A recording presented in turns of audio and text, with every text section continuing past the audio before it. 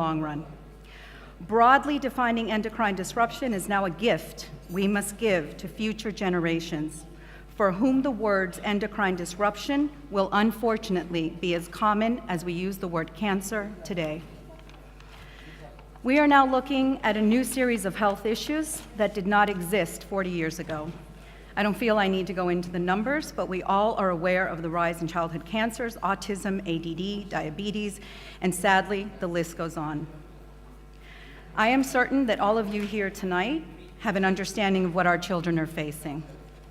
There are some numbers that I would like to share with you, which I think you will find very interesting. The financial power of women globally is rising at a faster rate than any other time in history. According to the World Bank, the global earning power of women is forecast to reach $18 trillion by 2014.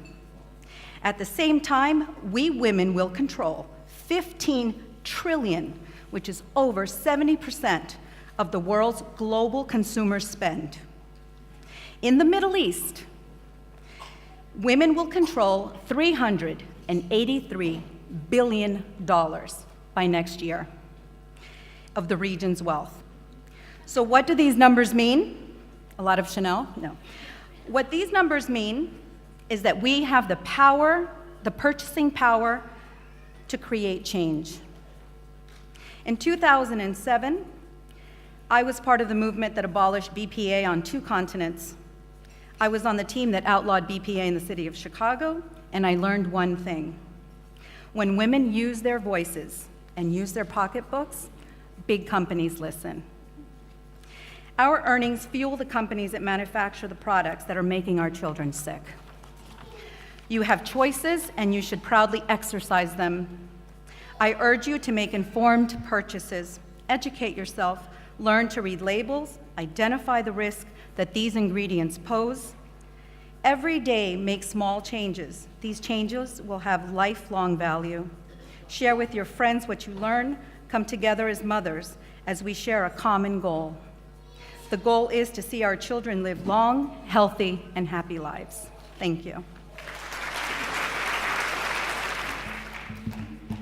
Thank you, Marlene. That was very informative. So, how's everyone doing so far? Good? Fantastic. Again, we'd like to thank you for taking the time out this evening to join us here. Just a few notes. Firstly, mummies, daddies, please try and keep your babies seated while the presentations are happening. And secondly, if you haven't already done so, there's some little forms on your tables that you can fill out, which can be redeemed and entered into our raffle prize draw. So if you haven't done it yet, I'd suggest doing it quickly because we've got some amazing prizes ahead. Okay, so to continue with our speakers, let us listen to Airfree's Mihir Patel as he discusses the detrimental effects of poor indoor air quality on children and pregnant women. Thank you. Good evening, ladies. I will try not to bore you. Firstly, I'd like to thank Doreen for this opportunity to be here tonight. As potential advertisers, we get hundreds of calls to our office. And I remember the day that Doreen's call came in, and my marketing manager, who's here tonight, said, "You've just got to talk to this lady." So I called her back, and actually we ended up going for lunch. It was a 3-hour lunch, a very interesting lunch, and we were very, very happy. At the end of that, I was very happy to sign a contract and support Mother, Baby, Child. And really, the thing that caught me about that whole meeting was the fact that this magazine really is different, where Doreen was absolutely convinced that she wanted to raise the issues which nobody else was raising. She wanted to raise awareness. And I think in our part of the world, a lot of things are swept under the carpet, which gives me a good opportunity to plug our product, which is Airfree, which is an air purifier. And where our air purifier is different is that it was actually born as a labor of love, out of necessity, really. The inventor invented it because his 6-year-old son was diagnosed with juvenile asthma. And 15 years later, we have 3rd generation Airfree, the baby air. And I myself ended up bringing the product to this country, to the region, and we're the regional exclusive distributors, simply because having moved from London 7 years ago, I saw with my own family's health, my 2-year-old son at the time, very common, small, minor coughs, colds, sniffles, etc. Nothing really major in terms of impact of health, but definitely there was that weight in terms of our daily quality of life. 4 years ago, even to buy an air purifier in Dubai was easier said than done. I'm glad that things have changed to an extent now. We ended up buying an air purifier. It didn't do what it promised to do. We ended up buying air free, and it really changed our life thereafter. So certainly, we're here. We're very happy to support this. We're very happy to support Doreen. We're very happy to support this magazine. And certainly, we want to push the agenda in terms of awareness. And if we can't do anything else tonight, if we can't sell any units, that's fine, as long as we're out there talking about the issue. The issue actually is really, hang on, let's see. The issue really is very fundamental, and this is it.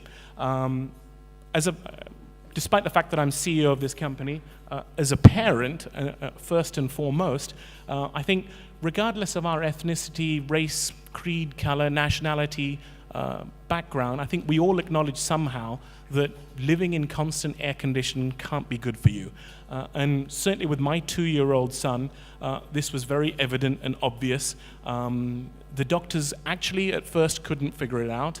Eventually when they figured it out, they said it was allergic rhinitis. Now to me as a parent and a skeptic, it sounded like, take some Panadol or a course of antibiotics and please don't come back. But actually, when we did some more research, this seems to be of epidemic proportions when you consider that 40% of children in the United Arab Emirates, according to UAE government studies, suffer from allergic rhinitis. 40%, that is a huge figure. We also have one of the highest rates of juvenile asthma in the world. We live in an asthma hotspot.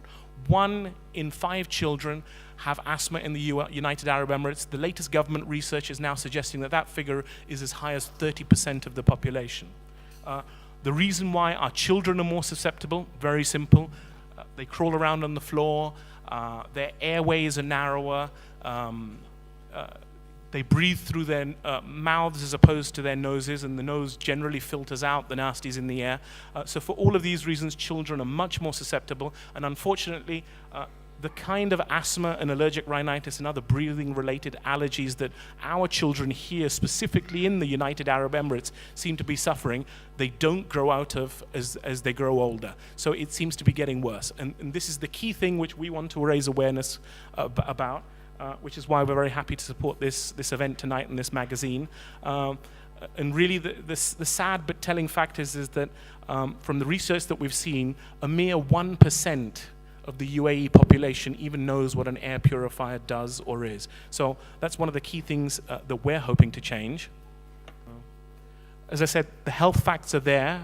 The United Arab Emirates government is one of the first governments in the region to acknowledge that the problem exists. Now, past the issue of diabetes, which specifically and disproportionately affects the Emirati population, we understand that this particular issue of asthma and breathing-related allergies is the #1 issue in the UAE population, which includes all of us, all the expatriates as well.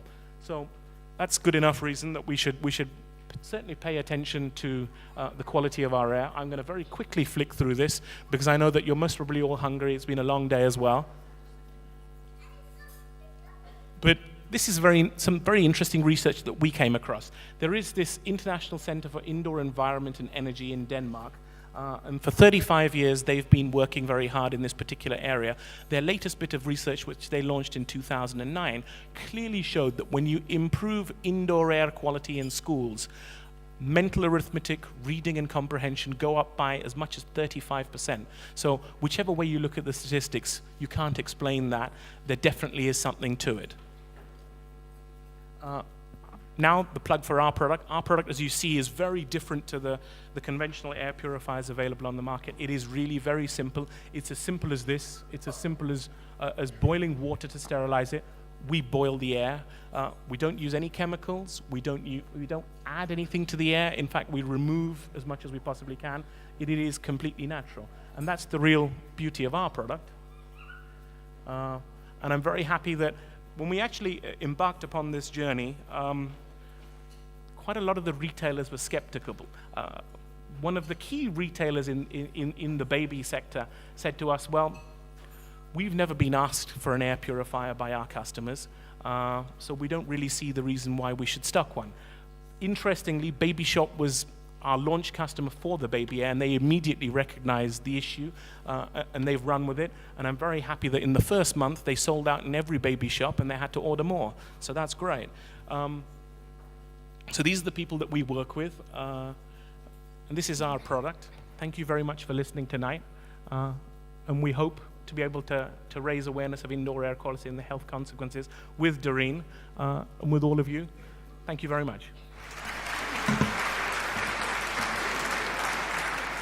Wow, there's some scary statistics there, right? I think everyone should get themselves one. I will. Okay, so to learn more about the early signs and symptoms of autism in children, we've invited the director of the Child Early Intervention Medical Center, Mrs. Carolina Tavar. So please give her a warm welcome of applause. Thank you. I'm the executive director and co-founder of Child Early Intervention Medical Center. But first and foremost, I'm also the mother of a child with autism.